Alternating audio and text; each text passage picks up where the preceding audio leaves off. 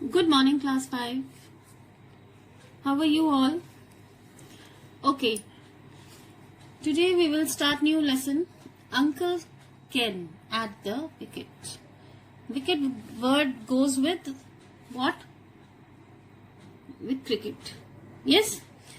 So Uncle Ken at the wicket. Now we will read the story. Here we go. Working in pairs, discussing the following situation, exchange your views on how you are going to solve the problem. यानी कि इकट्ठे काम करना, discuss the following situation, exchange अपनी views exchange करना. जब आप इकट्ठे काम करते हो किसी चीज पर, आप अपने views exchange करते हो, आप अपनी opinion देते हो, दूसरे की भी सुनते हो, और इससे क्या होता है, views exchange करने से आपकी जो problem होती है वो solve हो सकती है या होती है. ऐसे ही one of your classmates likes to play pranks on others. आपकी क्लास में जैसे कोई बहुत सारे बच्चे हैं तो उसमें से एक बच्चा प्रैंक्स मीन्स मजाक करना, उसको मजाक करना पसंद है दूसरों के साथ, दूसरों पर. While these pranks are mostly harmless and good fun, at times he crosses limits. कहते हैं वैसे तो प्रैंक जो मोस्टली जो होता है ना वो किसी को नुकसान नहीं पहुंचाता और वो फन के लिए होता है, बट कई बार ऐसा होता है कि ही या शी लिमिट क्रॉस करते हैं, मतलब मजाक की कोई हद नहीं होती, वो सारी हदें क्रॉस कर जाते हैं. उससे क्या होता है, this hertz the person on whom the prank is played. इससे क्या होता है, जिससे हम मजाक कर रहे हैं उसको बहुत बुरा लगता है, उसको बहुत फील होता है. ठीक है, कहते हैं ना excess of everything is bad. हर चीज की अति बुरी होती है, कोई भी चीज हो. So uncle Ken likes to play pranks. ऐसे ही एक अंकल केन है, उनको ना दूसरों के साथ मजाक करना, दूसरों पे मजाक करना उनको बहुत अच्छा लगता है. Let us read this amusing story that takes place against the backdrop of a cricket match. ऐसी एक स्टोरी है जो क्रिकेट हो रहा है, तो क्रिकेट मैच जब चल रहा है तो पीछे क्रिकेट मैच के क्या हो रहा है, ऐसी एक अम्यूजिंग स्टोरी है. Uncle Ken announced that he was going to Lucknow to stay with Aunt Emily. She has 3 children and a school to look after. Said Granny, don't stay too long. Uncle Ken बोलते हैं कि वो लखनऊ जा रहे हैं अपनी aunt Emily के साथ रहने. उनकी आंट एमिली रहती है लखनऊ में, तो वो उनके यहाँ जा रहे हैं रहने लखनऊ. तो ग्रैनी जो है, दादी जो है, वो कहती हैं, इट मीन्स अंकल केन काफी ज्यादा उम्र के हैं, इससे तो ये पता चलता है. तो ग्रैनी जो होती है वो अंकल केन को कहती है कि तुम आंटी एमिली के पास जा तो रहे हो, बट शी हैज 3 चिल्ड्रन, उनके 3 बच्चे हैं और एक स्कूल टू लुक आफ्टर, और एक स्कूल भी है जो वो चलाती हैं. डोंट स्टे टू लॉन्ग, कहते तुम फिर वहां ज्यादा दिन मत रुकना. She doesn't mind how long I stay, said uncle grumpily, and off we went. वो फिर अंकल केन कहते हैं कि उनको बुरा नहीं लगता मैं कितना ही वहां रहूं. ठीक है, और ऐसे बदतमीजी से वो जवाब देकर चले जाते हैं वहां से. His visit to Lucknow was so interesting that he was not likely to forget it. और उनकी जो विजिट थी लखनऊ में वो इतनी अच्छी थी, इतनी इंटरेस्टिंग थी कि वो कभी भी भूल नहीं सकते. When Uncle Ken got down at Lucknow station, a large crowd gathered around him, everyone waving to him and shouting words of welcome in Hindi, Urdu and English. तो जैसे ही लखनऊ वो पहुंचे स्टेशन पर, uncle Ken, a large crowd gather, यानी कि खूब भीड़ होगी, क्राउड वहां पे भीड़ होगी उसके आसपास, अंकल केन के आसपास. सब उनको हाई करने लगे और शाउट कर रहे थे वेलकम करने के लिए. वो हिंदी, उर्दू और इंग्लिश में उनका वेलकम कर रहे थे. लखनऊ में उर्दू लैंग्वेज बहुत बोली जाती है. Before he could make out what it was all about, he was smothered by garlands of marigold. जैसे ही वो उनको समझने में जितना टाइम लग रहा था ना, उतने में ही उनके गले में मालाएं डाल दी गई. गार्लैंड्स मीन्स माला, मैरीगोल्ड की माला डाल दी. A young man came forward and announced, "The Gomti Cricketing Association welcomes you to the historical city of Lucknow." इतने में यंग आदमी आके उसको कहता है कि गोमती क्रिकेटिंग एसोसिएशन है वो आपका स्वागत करती है इस सिटी लखनऊ में. And quickly let uncle out of the station to a car that was waiting outside for them. और वो स्टेशन से उनको बाहर ले जाते हैं एक कार की तरफ जो उसकी वेट कर रही होती है अंकल केन की. It was only when the car drove into the sports stadium that Uncle Ken realized that he was expected to play in the cricket match. अब उनको बिठा दिया अंकल केन को कार में, और वो कहाँ लेके जा रहे थे उनको? स्पोर्ट्स स्टेडियम में।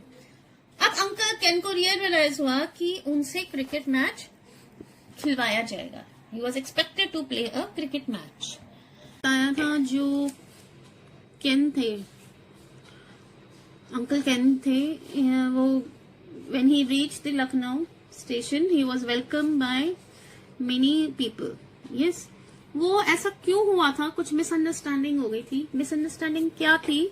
We will read now. Bruce Hallam, the famous English cricketer, was touring India and had agreed to play in a charity match at Lucknow. एक फेमस क्रिकेटर थे इंग्लिश, यानी कि दूसरी कंट्री, इंग्लिश मीन्स हो गया इंग्लैंडन के कोई क्रिकेटर थे जिनका नाम था ब्रूस हैलम। उस टाइम पे वो इंडिया का टूर कर रहे थे और उन्होंने अग्री कर दिया था एक चैरिटी मैच के लिए खेलने के लिए जो लखनऊ में होना था। Okay, but the previous evening in Delhi, लेकिन पिछली शाम को क्या हुआ दिल्ली में? मिस्टर हैलम को क्या हुआ? उनको ना पेट में पेन होने लग गया, पेट उनका अपसेट हो गया। So he wasn't able to get up in time to catch the train. तो पेट की अपसेट की वजह से वो स्टेशन पहुंच नहीं पाए टाइम से और वो ट्रेन उनकी मिस हो गई। A telegram was sent to the organizers of the match in Lucknow. तो जो ऑर्गेनाइजर्स थे, जो ऑर्गेनाइज कर रहे थे मैच लखनऊ में, उनको ना उन्होंने ब्रूस हैलम ने टेलीग्राम करा कि he will not come, but like many Telegram, लेकिन काफी टेलीग्राम्स जो है it didn't reach its destination. वो टेलीग्राम उन लोगों को, लखनऊ के जो ऑर्गेनाइजर्स थे, उनको मिला ही नहीं। Cricket fans of Lucknow had arrived at the station in drove to welcome the great cricketer. अब जब उनको मिला ही नहीं तो जो लखनऊ के ऑर्गेनाइजर्स थे वो तो वेट कर रहे थे, लेकिन वो आया ही नहीं मिस्टर हैलम। फिर क्या हुआ? And it was a strange coincidence that uncle Ken bore a startling resemblance to Bruce Hallam.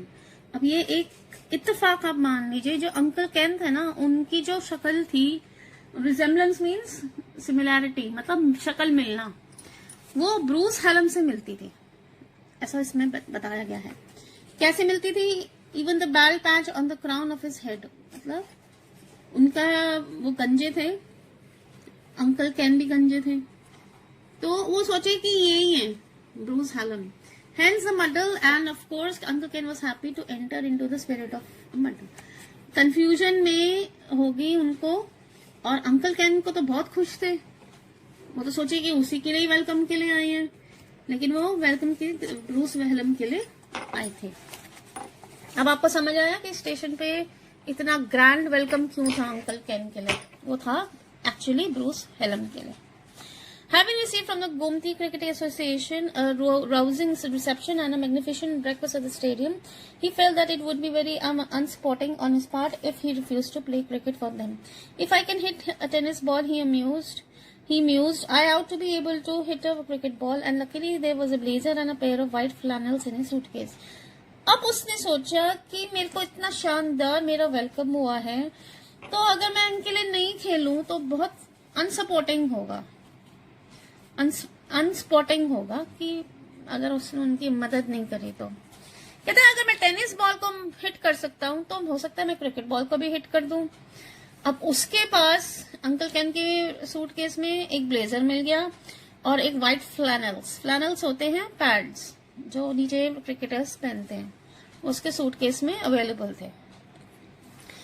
The Gomti team won the toss and decided to bat.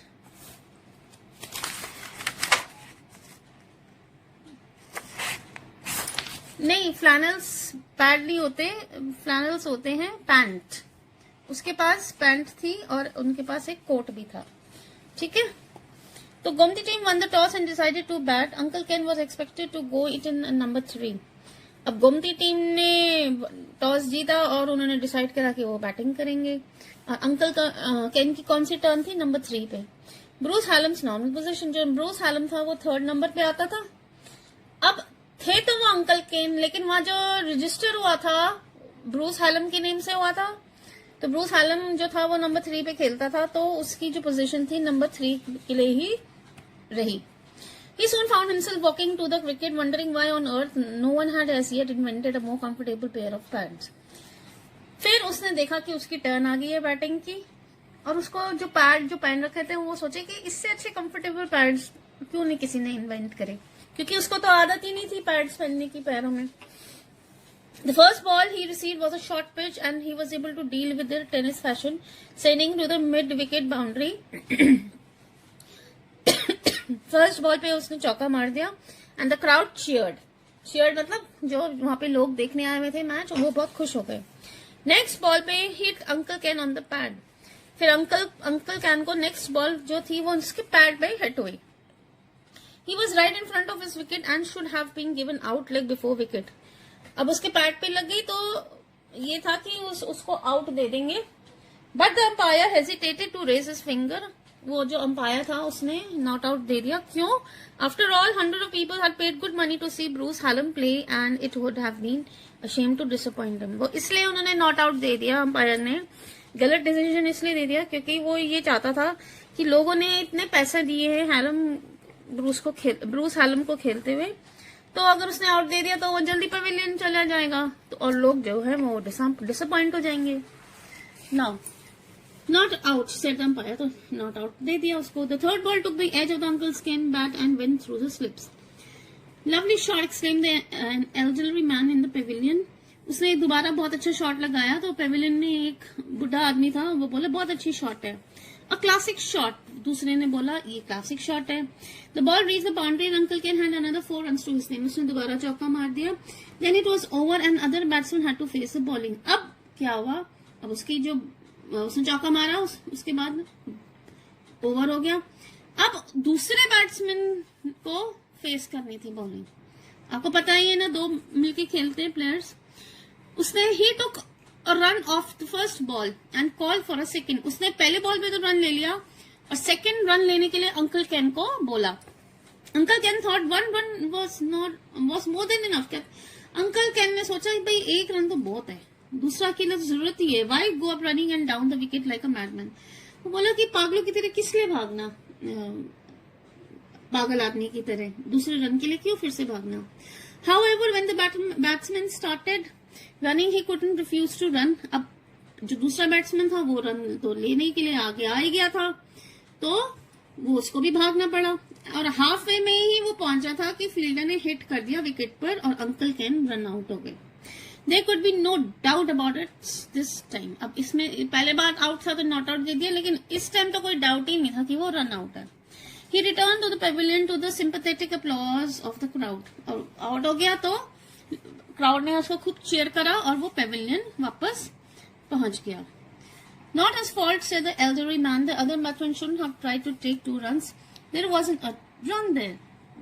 Elderly man बोला कि तुम्हारी तो कोई गलती ही नहीं थी, जो दूसरा बैट्समैन था ना उसको दूसरा रन लेना ही नहीं चाहिए था, रन तो था ही नहीं वहां पर, तुम्हारी कोई गलती नहीं है.